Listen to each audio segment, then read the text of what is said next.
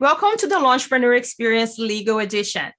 Felima here. I'm your host, international speaker, launch and summit strategist. And today we're talking to Kysondra. She is a tax strategist, and welcome, Kysondra. Welcome. Thanks for having me. I'm very excited about this conversation because she's going to be talking about business entities and when to elect as Corp.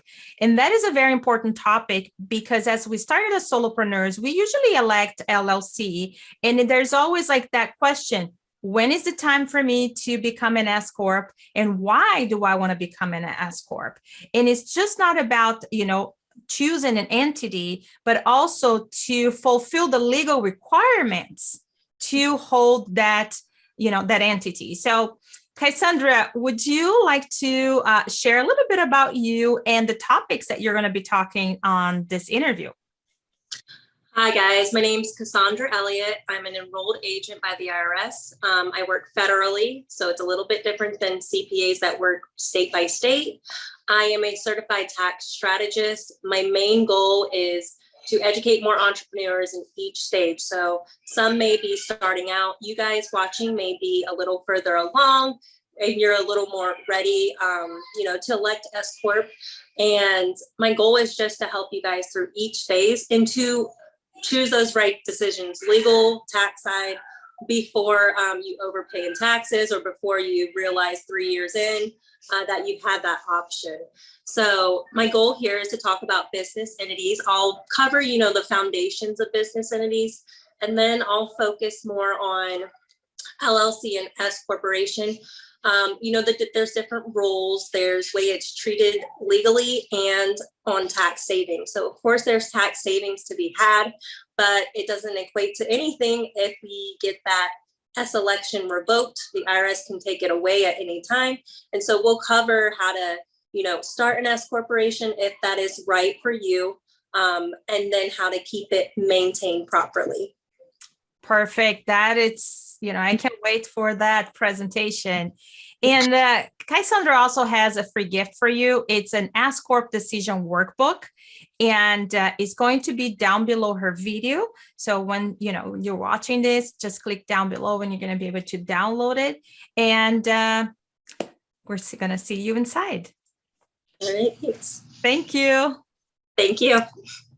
Hi, guys. So today we're going to talk about entities. We're going to go through, specifically for tax and legal and for your guys' industry. Here's a little bit about me. I gave a quick introduction. So my name is Kysondra Elliott. I am a certified tax strategist and an enrolled agent. So it's a little bit different than a CPA. I focus primarily on tax and tax strategies. So I go a little deeper versus, just a generalist in all areas of accounting. But my main focus is tax strategy. And again, what this summit is about is the legal side of things. And I work closely with, tax attorneys and real estate attorneys, everything like that. So a tax plan is great, but you do have to make sure you're compliant on the legal side of things as well. So I do have 2 children, 2 under 6. They'll be 4 and 6 this next month. So it definitely is a busy season for me as an entrepreneur, as it might be for you as well. But my main goal is really, I have a passion to really help other female entrepreneurs like me. And I truly care about their business, not just, transactional. I don't really want to be a transactional piece. How you go to a tax accountant once a year. I don't really desire that for me and my clients. I like to be more of a non-equity partner. So I want to be more involved in their business, their tax savings, tax business strategy, all those things. So that's just a little bit about me before we get started. And today we're going to talk about entity considerations. We'll talk about the tax and the legal because they're both extremely important before you decide, what your next move is going to be when considering either setting up a certain entity or, changing your current entity. So again, it's very important to talk about the tax and the legal side of things. So we look at the holistic planning. That is going to be the big picture, your goals, your spending habits, your business habits, how you treat your business basically, and then future plans as well. So you're going to want to talk to a tax attorney or just a regular attorney, and then a tax strategist or a tax advisor. You want to make sure that they're both on the same page, so that you got all your bases covered. So of course, industry is another thing that might not be really for you guys viewing this, but that's just one thing that is very important when it comes to, if you're a professional company, there's different rules. You're required to have a certain entity versus just going sole proprietor and just starting out basically with no tax or with no legal entity. Then there's control and of course future sale. Those are the considerations when it comes to deciding tax and legal. So here is the first slide. We're just going to break this down because I see so many people getting it confused. So we have on the left side is an operational business, which is what you and I are running. We're operating a business. We're trying to make a profit. And that is where you may hear of, if you YouTube or you're on Facebook, Google, you're like, oh, S Corp tax savings. I do want to clarify here on the left for operational businesses, S Corporation is a great tax strategy when the time is right.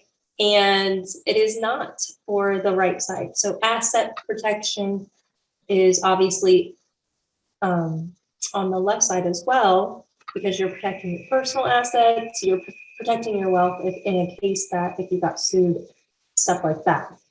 S Corporation is a tax election. It's not a legal entity. So it's great for the operational businesses. But if any of you guys ever, build your portfolio into real estate, this is a huge thing I see. People always putting, somehow they think that their real estate just goes into their S Corp for tax savings.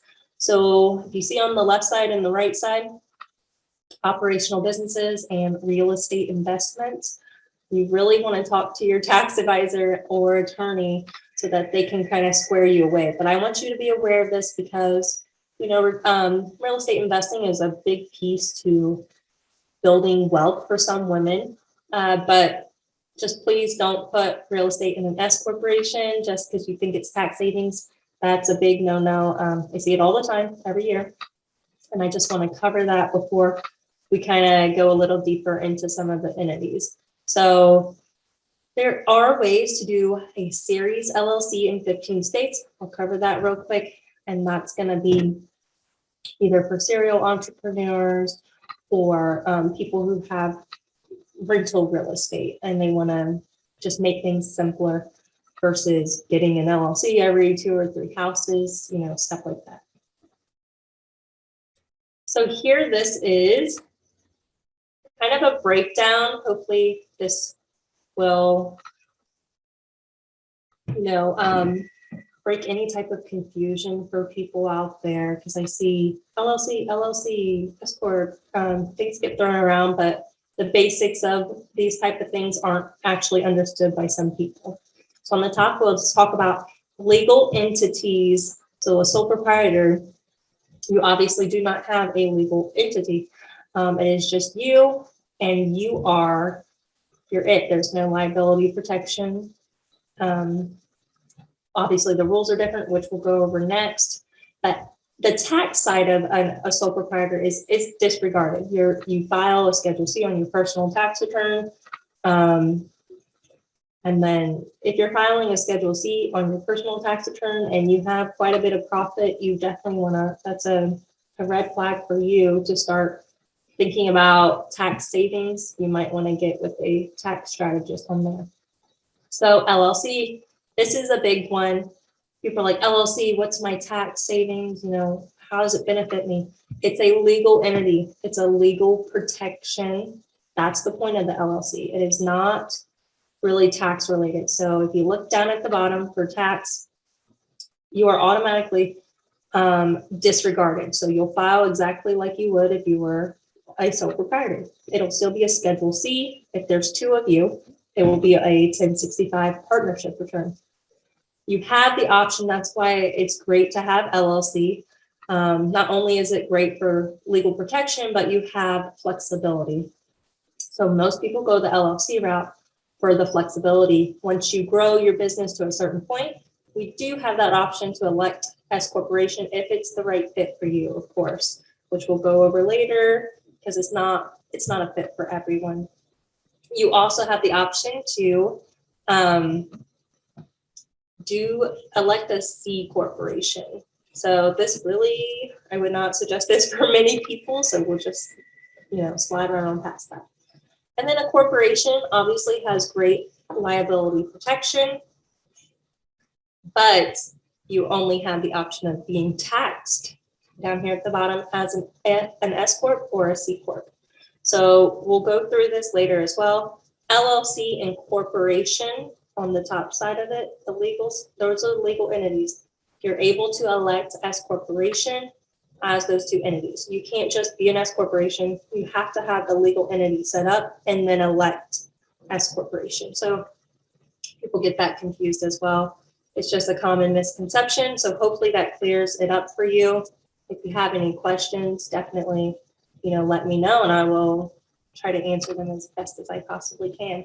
So I would like to know a little bit about you guys. Do you guys have an LLC right now? Do you have an S corporation or a corporation? I'd like to know a little bit about that. And or if you have questions and you're not sure which one you actually should be, drop those below as well.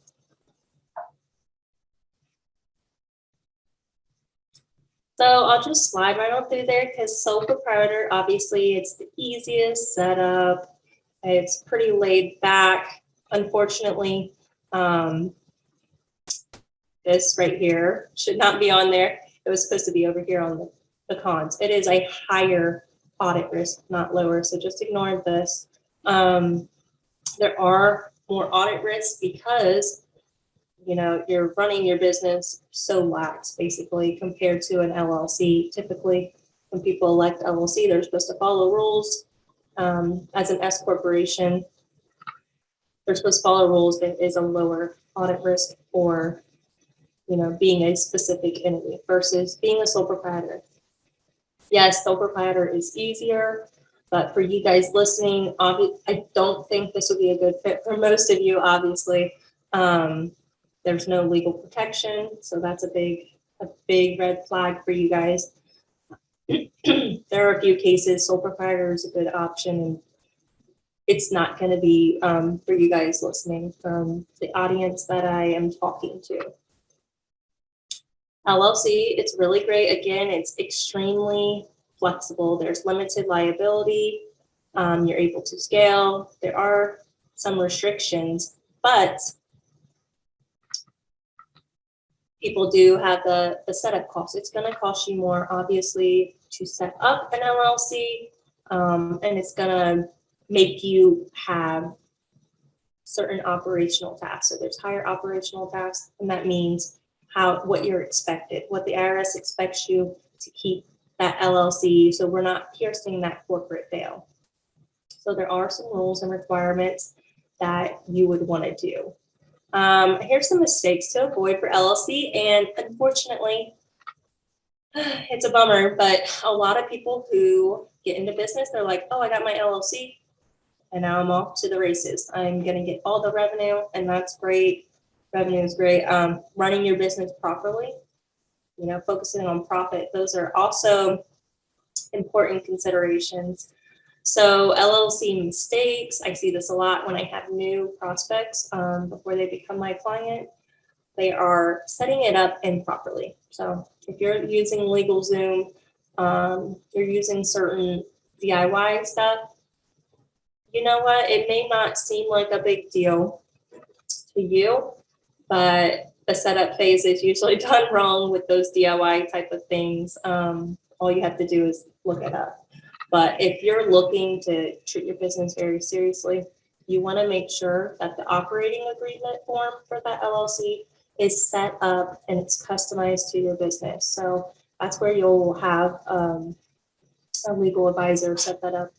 But also, the compliance side of the LLC, a lot of people don't hire a bookkeeper.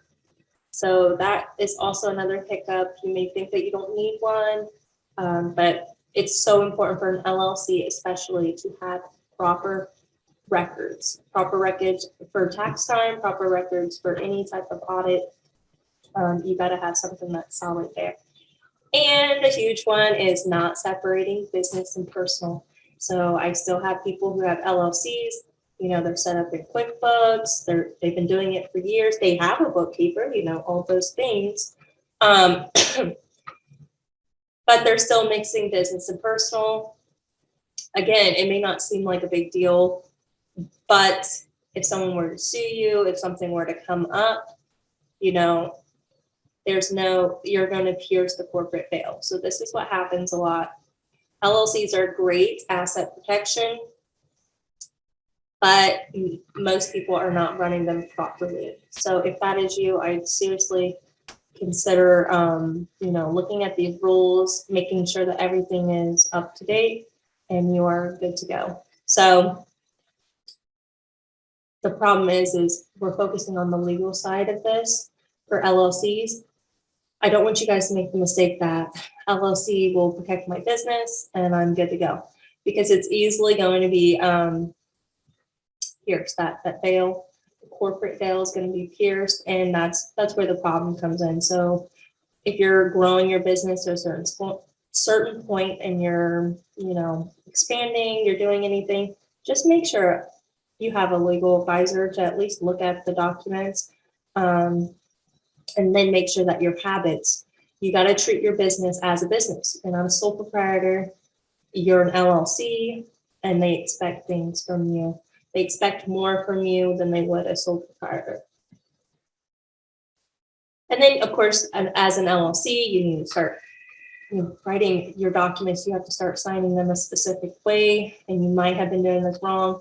I see it sometimes in the consultant field or coaching field, stuff like that. If you have an LLC, you need to make sure that both are included. And a corporation. Corporations are great because you can scale them. They do have lower audit rates and reasonable compensation. Some people say is a pro and a con, but that's kind of where tax savings come in, is the reasonable compensation. So if we're talking about a C corporation, C corporations are not a good fit for everyone. They're not a good fit for a lot of people, actually.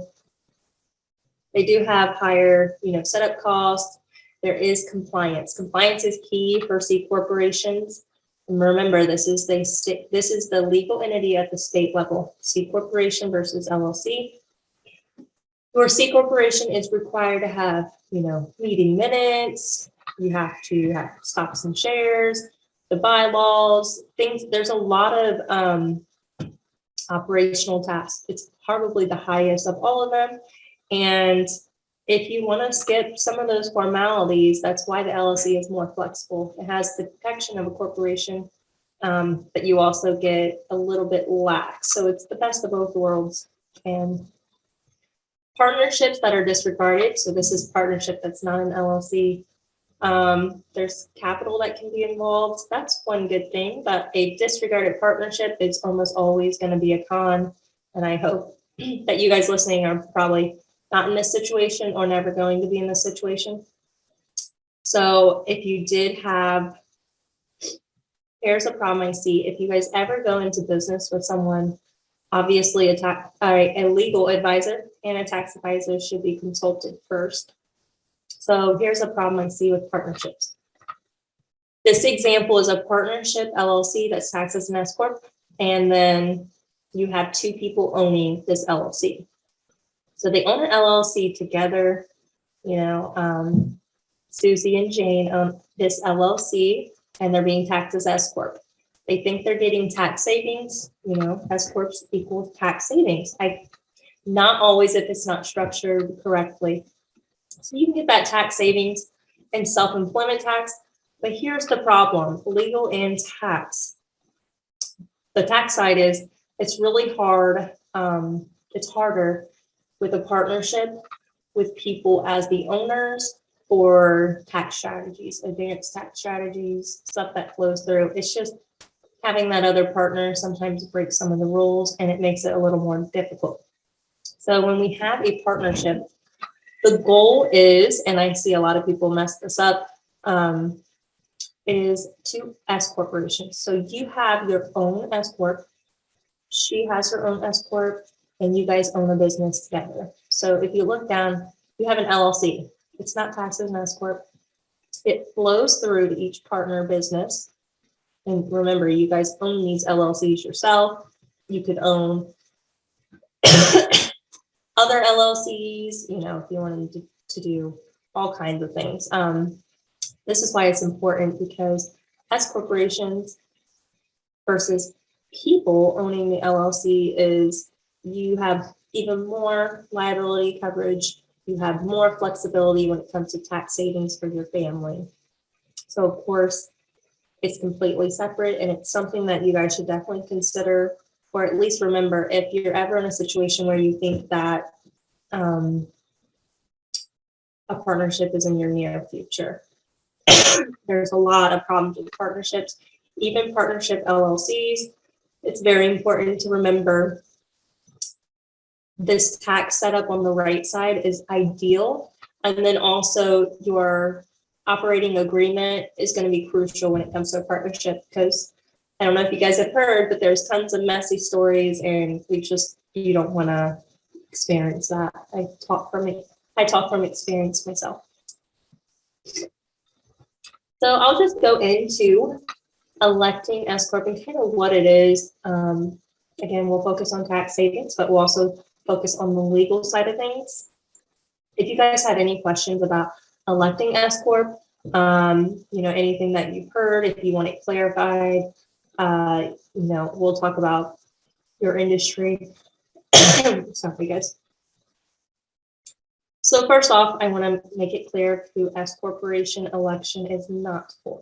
So this is not, again, long-term rental real estate does not belong inside of an S corporation. If you're looking to add on real estate, just don't add it into your current LLC or corporation. It doesn't belong there. It belongs in its own separate LLC. It doesn't belong mixed in with your operational business. A lot of people kind of like join it all together just because they're unaware of how it works, but don't do it. If you're reinvesting money back into your business, I don't know where you guys are at on your business journey, but basically I want you to know, if you're starting out your business and this is not your only income, or it's not your main source of income, and you're just growing, you have reinvested your money back into your business, which usually equals the next point of not very much profit. So if that's you, we don't really need to consider S corporation as a tax strategy in this case, because the point of S corporation tax strategy is, the main one is self-employment tax, cutting that, in half usually. And this is not for, if you're listening and you're not willing to act, I guess, in a higher tier as a business owner, you have to take, especially with an S corporation, you have to take it very seriously. They expect more from you. They expect you, of course you're an LLC, but you got that tax election. They expect you to act like a better business owner.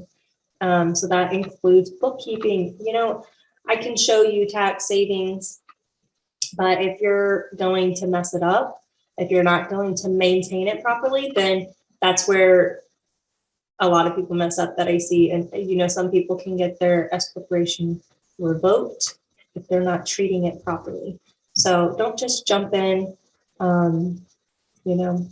head first with this S corporation. Talk with an advisor. If you like, I could talk with you and kind of walk you through a quick tax savings calculation. And then we'll also see if it's a right fit for you. Not only is it about your business and the money in your business, but it's also about your holistic tax plan. So again, cannot separate business and personal. This isn't for you as well. There are rules, how you pay yourself. There are rules, how you reimburse yourself, for example, home office, mileage, anything like that, travel sometimes. So there's definitely a change in how things are required from you. Oh, I'm sorry. Also, if you're in the 5 boroughs of New York, speak with the tax consultant, because local tax, it can be kind of the tax savings can get washed away. So you're not out, but you might not be in for this strategy. Just talk with your local tax accountant there. And then if you are having an S corporation, either you or any type of partnership that you want to be involved in, which again, like I said, if you have a partnership, the S corporation should just be you owning another business with that partner. So a U.S. resident is the only thing that is eligible for, the only person eligible for S corp. So if there's any type of foreign resident and they're your business partner, this is probably not a good fit for your business. You can still have an S corporation, like I said at the bottom, as you owning a business with that partner, but that's also something to consider if you're listening and you are not a U.S. resident. So again, I want to clarify, S corporation is a tax election. You can either set up an LLC at the state level or a corporation. Both of these options, you get to elect as corporation, but as LLC, the biggest thing that people get confused, I think I talked with Faye and she brought this up about meeting minutes, the compliance for board meetings, stuff like that. That is not required if you are an LLC at the state level. So some people think, oh, I'm an S corporation, so I have to do that. It's if your underlying entity is what determines what is required from you, because that is your legal entity. So again, the reason most people elect or they have an LLC set up at the state and level, and then they elect S corp is because it's more flexible. You get those tax savings, but you also get less compliance when it comes to all that meticulous things that are required by a C corporation. And I will say a C corporation at the state level can be a good fit for you if you're looking to do long-term tax strategies. Of course, I'm not going to go into this. This is not for everyone, but if you're looking to grow and sell a business and that is your end game, you might want to talk about, having a C corporation and talk with your strategist about, strategies, how that's set up properly from the beginning. Again, it's not for everyone, but for most people, I would say LLC is the best way to go. If you're looking for a corporation, just talk with your strategist first. They'll be able to advise you on this, and then you can talk with your legal advisor as well. Also, another thing at the state level, not all states acknowledge the S corp election. So some states do require you to do it at the state level. So S corp is a federal tax election. Most states do follow federal law or federal elections, but some states like New York, I can't remember off the top of my head. There's 2 more, but talk with an advisor and check out your state because there might be some extra requirements for you as well. So I call this S corporation insurance. If you are a business, you're starting out, people are saying, should I be a sole prop or an LLC? That's usually a question I get. I usually say LLC, for anyone that has any type of wealth involved. You want that asset protection. You want to treat your business as a business, so you might as well get that legal entity set up. But if you're just starting out and you choose not to, an LLC, S corporation strategy has to be from the first day of the LLC that the LLC is formed. So if you are a sole proprietor, January 1 to like April of this year, and you make an LLC, you can't elect S Corp until the date that you open up your LLC. So if you start a business, you might as well open up an LLC if you think you're going to be profitable, which is a goal for all of us here that are listening.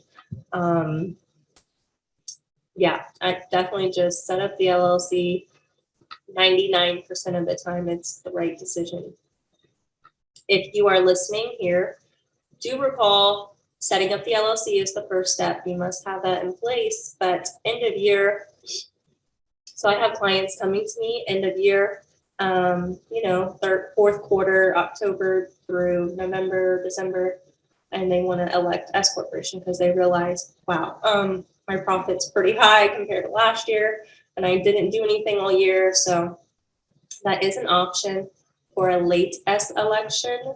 But I don't, if you're planning on making a profit, you might as well just talk to an advisor and get that straightened out now, so you're not paying, payroll taxes up front. But it is also an end of year tax strategy if you're not sure how much profit you're going to make. So always reach out to an accountant or a tax strategist, preferably when it comes to this. In October, November, if you're not already an S corporation, just ask, your current situation, and then see if it's a option for you or the best option for you. So again, there are changes when you elect S corporation. Of course, you cannot commingle funds. You get to, you're now a shareholder and an employee of your business. So you're treated as a shareholder and an employee. So of course you have to take a W-2, and that's called a reasonable wage. And it's a reasonable wage for how much, the industry that you're in, the job that you're providing, and how much it would cost to replace you, basically. So there is going to be payroll involved. There are going to be more compliance, like I said. And then you are not allowed to commingle at all. You do get the benefit of less self-employment tax. That's the main reason people hear about S election. But there are real business duties. You have to follow the rules or you risk losing that S corporation election. So there is actually a lower audit risk for S corporation, but like if you are audited, there are more requirements that they expect from you. And one thing obviously is the reasonable compensation. It's very important. I have S corporations come to me all the time, years of not taking a wage for themselves. And, that's unfortunate, but some people just don't know, or some people aren't told by their accountant. And I do want you to know, if you're thinking about this, just be aware of what's to come. Tax savings is all I hear, which is, it's great, but there are going to have to be some changes. So let's look at a quick example. Now, these are just quick calculations, nothing, definite, nothing I threw inside of my analysis or anything, but we have $75,000 of profit. So you're going to get self-employment tax of $11,475. So if you were, again, this really is dependent on your industry and what your reasonable wage would be, the lowest reasonable wage, of course. So this, for example, is $35,000. We get to pay that 15% on the $35,000,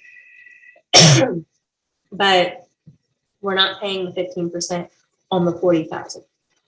We're paying, obviously we're still paying tax on it at the federal and state level, but this is where the tax savings come in. We kind of cut this number usually down in half or whatever the ratio is.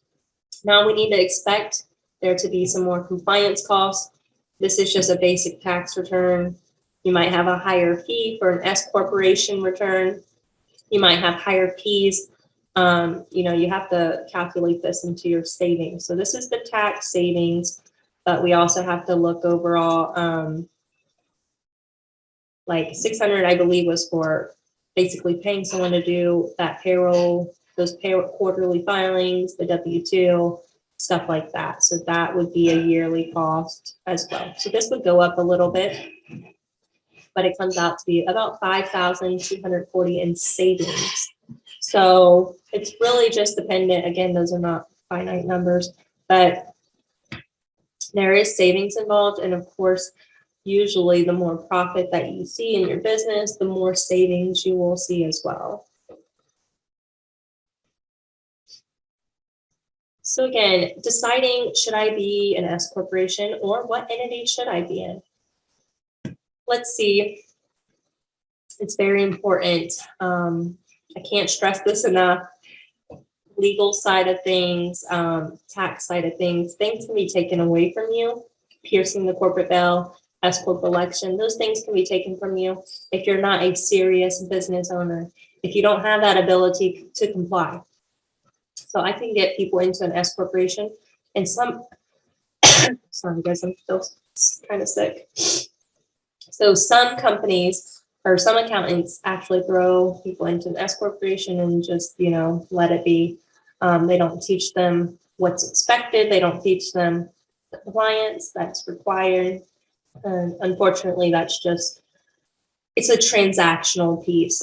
Some accountants are transactional and some are, there to grow with you, there to advise you what you should be doing. If you have wealth, equity outside of your business, inside of your business, you don't want to be a sole proprietor, of course. I don't usually suggest that for most people. And you definitely don't want to be a lazy LLC or a lazy S Corp. Because again, that legal protection, it's not there. Okay. You may think it's there, but they can easily come after you and be like, sorry, you broke the rules. This doesn't apply to you anymore. You lose the ability to have that protection. And of course, industry, financial planners, professional firms, insurance, that all comes into play. Higher risk companies, or for you guys, that's probably not the case, but industry is definitely a big one too. And also for industry is for S corporation is your reasonable wage, what your industry is, how much you put into your business, and that also plays into the tax savings as well. So when someone does the analyzing for you with the S corporation, they need to also make sure that they're taking all these factors into account before advising you. So I do give free tax estimates. My goal is really to just, review your current situation and see if there's even tax savings available to you. Again, I am not a legal advisor. I have a great, network of legal advisors if that's what you are looking for or needing, especially in the real estate world, or if you're looking for certain type of investments like that. But I would like to offer that to you guys because it's very important.